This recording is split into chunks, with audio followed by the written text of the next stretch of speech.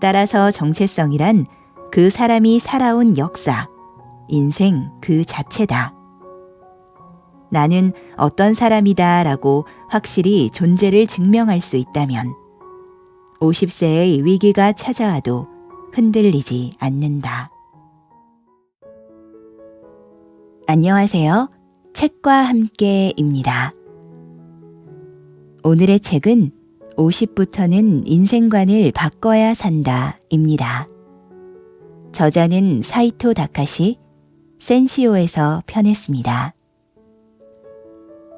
저자는 50대의 인생관을 완전히 바꿔야 한다고 말합니다. 50대는 몸과 마음, 사회적 관계에서 큰 변화가 생기는 시기이기 때문이라는 거죠. 자존심을 버리고 폭넓은 관계도 유지하지 말고 오직 자신의 행복과 재미를 위해 살라고 조언합니다. 이 책은 50세가 되었을 때 겪게 되는 감정과 위기에 대해 또한 인생의 후반을 충실히 보낼 방법 등에 대해 다루고 있습니다. 그럼 함께 읽어볼까요? 책과 함께 듣다 시작합니다. 구독과 좋아요는 많은 힘이 됩니다.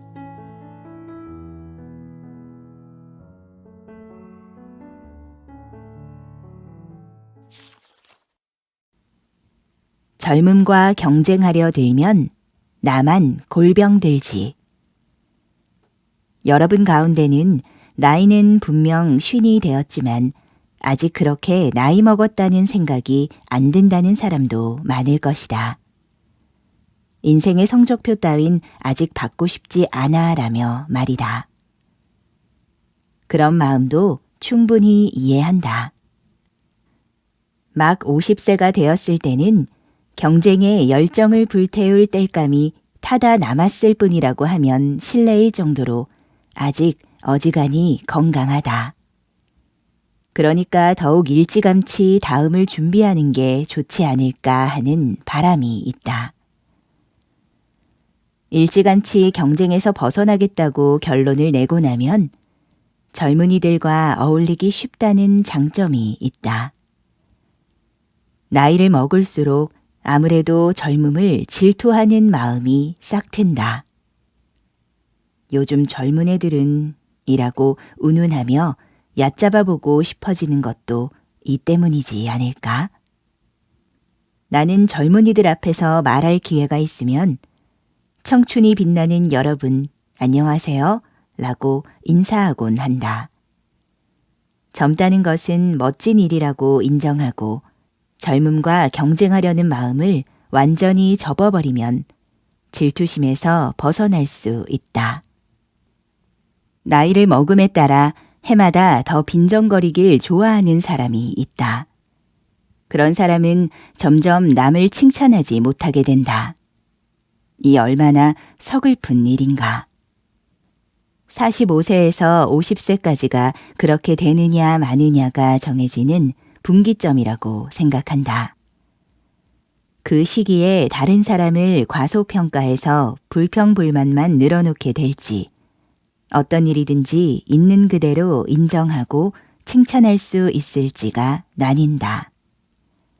당연히 칭찬할 수 있는 사람이 되는 편이 훨씬 기분 좋게 살 수 있다.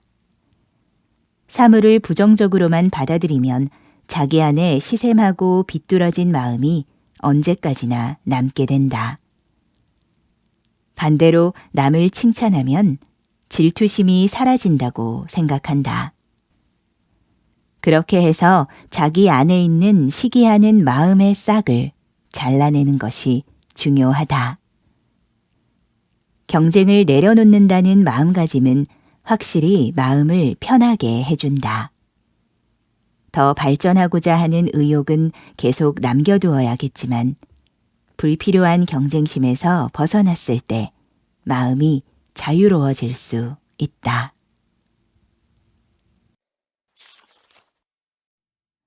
가슴속 응어리를 어떻게 풀까?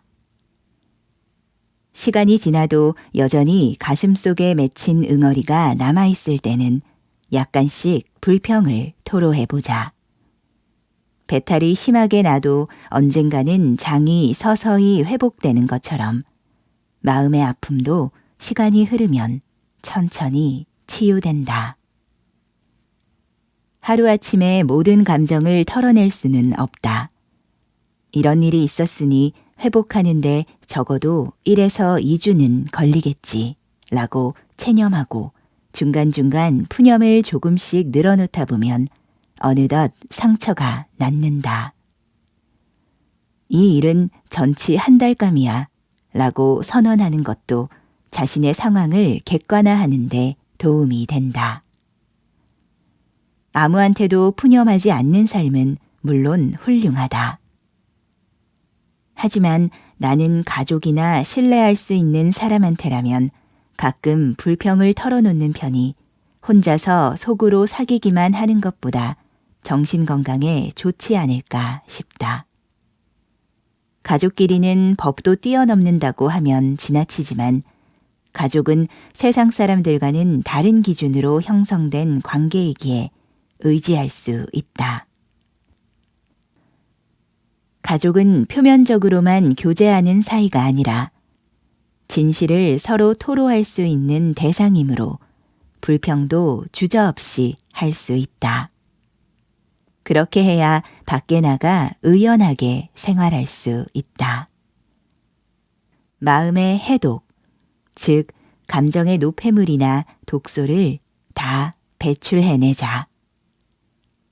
물론 어느 정도 선은 지켜야 한다. 불평을 계속 늘어놓다 보면 한도 끝도 없고 버릇으로 굳어지기 때문이다. 옛날에는 망가진 카세트 테이프 같다는 표현을 썼는데 까딱 잘못하면 카세트 테이프가 망가져서 곡의 특정 부분을 계속해서 반복하는 것처럼 똑같은 불만만 자꾸 호소하는 사람이 되기 쉽다. 만일 주변에 이런 사람이 있다면 그 사람의 상처가 어지간히 깊다는 증거다. 그럴 때는 무조건 문제에서 벗어나는 것이 중요하다. 심리적으로 그 문제를 멀리해야 한다. 부정적인 감정에 직면했을 때는 앞에서 말한 이게 내 힘으로 조절할 수 있는 일인가를 먼저 확인해 본다. 스스로 조절할 수 없는 일이라면 시간의 치유력을 최대한 살린다. 어떤 방법으로든 그런 감정에서 빨리 벗어나야 한다.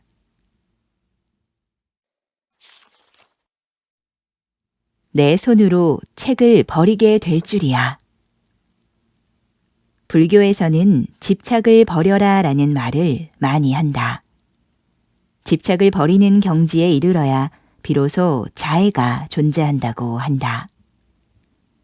젊었을 때는 아무리 그래도 좀처럼 집착을 버릴 수 없어 라고 생각한다. 하지만 50세가 되어 보니 집착을 버린다는 게 이런 것이었구나 라고 깨달을 때가 있다. 나는 나이가 50이 넘고 나서야 가지고 있던 책을 버릴 수 있었다. 지금까지 수천 권은 넘는 책을 처분했다. 물론 중요한 책은 남겨두었지만 20, 30대 때는 내가 책을 버릴 수 있으리라고는 꿈에도 생각지 못했다. 그때는 책을 버리는 사람의 마음을 이해할 수 없었고 나는 절대 책을 버리지 않겠다고 다짐했었다. 그런데 이렇게 기분 좋게 책을 처분했다는 것이 내가 봐도 놀랍기만 하다. 이유는 역시 50세를 넘으면서 앞을 내다보기 시작했기 때문일 것이다. 이제부터 하고 싶은 일의 질과 양을 생각해보면 뭐가 필요한지는 스스로 알 수 있다. 사놓고 10년 동안 읽지 않은 책은 앞으로도 읽을 가능성이 있다고 보기 어렵다. 집착의 끈을 놓아버리면 새로운 평안이 찾아온다. 믿어도 된다.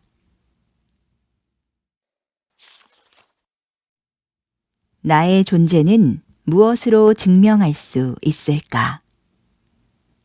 이제 50세를 넘어 찾아오는 주로 업무상 정체성의 위기와 어떻게 타협하면 좋을지를 이야기하고자 한다. 먼저 정체성의 위기, 자기다움, 자신의 존재를 증명하는 것이란 무엇인지 고민해 보자. 발달 심리학자이자 정신분석가인 E.H. 에릭슨은 정체성이라는 개념을 처음 내놓을 때부터 이미 정체성의 위기라는 문제도 언급했다. 에릭슨은 인간의 일상을 8단계로 나눈 뒤 각각의 단계에서 과제를 완수함으로써 다음 단계로 나아갈 수 있다고 생각했다. 그리고 만일 각각의 과제를 완수하지 못하면 위기라고 불리는 상황에 부닥친다고 생각했다. 50세가 되었을 때야말로 자신의 정체성, 존재 증명이란 무엇인가 라는 질문과 제대로 마주해야 한다고 생각한다. 학생들에게 자신의 정체성을 써보시오라는 과제를 내줄 때가 있다. 그런데 이런 질문에 나는 XX 대학의 학생입니다 라고 대답해버리면 더 할 말이 없다. 결국 XX의 아들, 딸입니다로 끝나버리기도 한다. 그런 반면 나이가 50을 넘으면 그때까지 다양한 경험을 해왔기에 재미있는 대답을 할 수 있다. XX 회사의 사원입니다 라는 말이 가장 먼저 나온다고 해도 XX 대학, XX 고교 출신입니다 라는 대답도 하고 아무개의 부모라든지 아무개의 남편, 아내라든지 하는 존재를 증명하는 것에 가짓수가 늘어난다. 또는 땡땡에 힘써왔다 라고 말할 수도 있다. 누구에게나 하나쯤은 그때까지 해왔던 일 중에서 그것을 빼면 자신을 표현할 수 없다고 말할 만한 것이 있다. 음악을 너무 좋아해서 친구들과 밴드 활동을 했던 사람이라면 프로 음악가가 아니더라도 음악이야말로 자기 정체성이라고 말할 수 있을 것이다. 또한 땡땡의 열성 팬이다 라는 것을 빼면 자신을 표현할 수 없는 사람도 있을 것이다. 땡땡 프로야구팀의 팬이다. 땡땡 리그를 응원한다 라는 사실을 빼면 더는 자신이 아니라면 그것이야말로 그 사람의 정체성이다. 따라서 정체성이란 그 사람이 살아온 역사, 인생 그 자체다. 나는 어떤 사람이다 라고 확실히 존재를 증명할 수 있다면 50세의 위기가 찾아와도 흔들리지 않는다.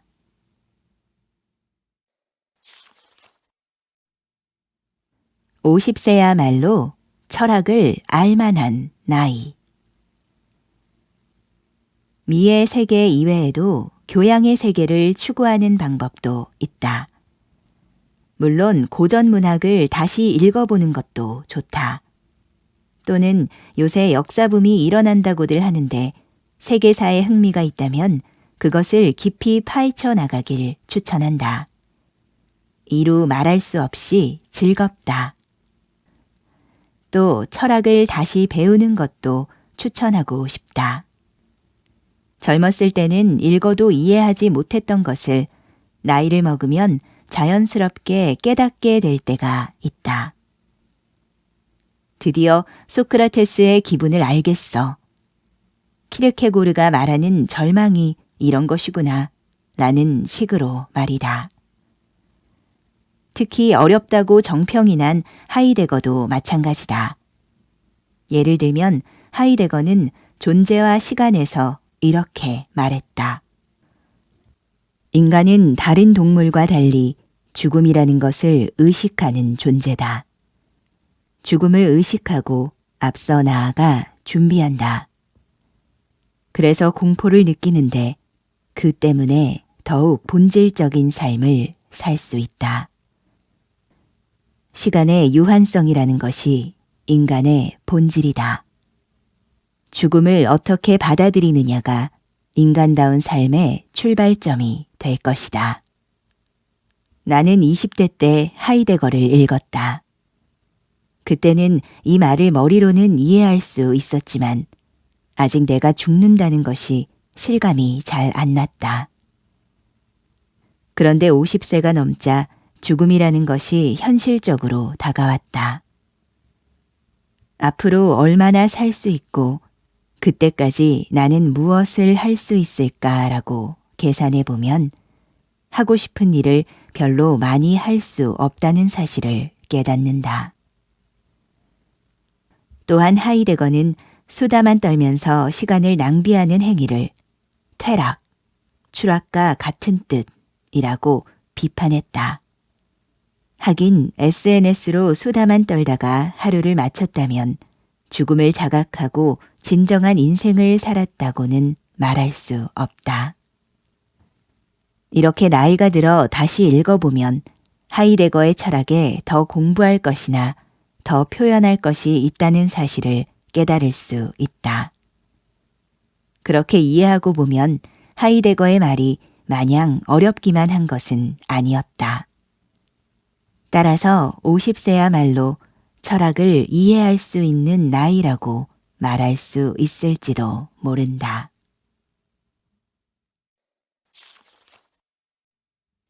맺은 말. 이제 자존심, 꿈, 사람은 버리고 오직 나를 위해서만. 나이가 50쯤 되면 세상이 어떻게 돌아가는지 이미 안다. 앞으로 인생에서 무슨 일이 일어나도 지금까지 죽지 않고 살아왔으니 지나치게 애쓰지 않아도 되지 라고 담담하게 받아들일 수 있다.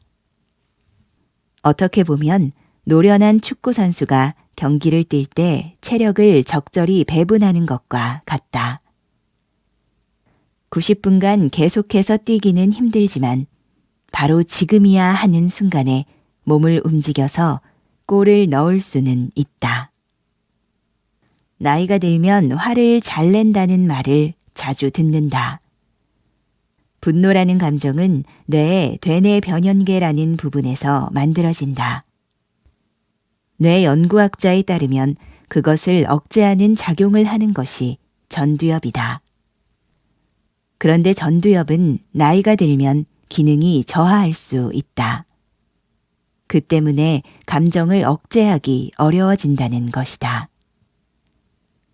전두엽을 단련할 수 있는지는 알 수 없지만 일단은 누구나 나이가 들수록 화를 내기 쉽다는 사실을 잘 인식하고 무슨 일이 일어나도 이것은 내 문제가 아니야 라며 힘을 좀 빼면 좋을 것 같다. 50세를 넘으면 서서히 혼자 있는 시간이 늘어난다. 친구들과 교제하는 일도 점점 줄고 자녀들이 독립해서 가족 인원수도 줄어든다. 그래서 친구가 없다는 사실에 불안을 품은 순간 말할 수 없이 외롭고 쓸쓸한 느낌이 밀려온다. 물론 좋은 친구는 있는 것이 좋겠지만 나는 사실 친구 관계를 적극적으로 넓히는 편은 아니다. 오히려 누구인지 모르는 사람과의 연대감을 느낄 때가 더 기분 좋다. 나는 책이든 영화든 음악이든 소수 취향의 작품을 사랑한다. 지금까지 CD를 들으면서 지금 이 노래를 듣는 사람은 세상에서 나 혼자임이 틀림없어 라고 생각하며 묘한 기쁨에 빠져들곤 한다. 그런데 요즘 시대에는 인터넷에서 취미가 같은 사람을 손쉽게 찾을 수 있다. 유튜브 댓글을 읽다 보면 나와 완전히 같은 생각을 한 사람이 얼마나 많은지 모른다. 그렇다고 해서 그 사람과 굳이 교류하고 싶지는 않다. 개인적인 교제는 없지만 연대감을 느낄 수 있는 것으로 만족한다. 독서를 통해 위대한 사람들과 시공을 초월한 영혼의 공감을 경험할 수도 있다. 요한 페터 에커만의 게테와의 대화를 읽으면서 당신도 마지막에는 이런 식으로 자기 생각을 전하려고 했었군요.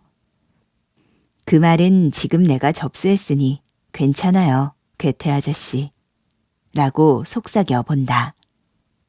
아니면 너무 많은 것을 아니까 머리가 이상해지죠.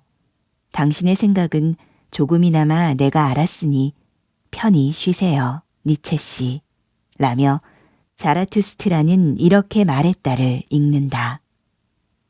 이렇게 특별한 경험을 하다 보면 친구가 없어도 별로 외롭거나 쓸쓸하지 않다.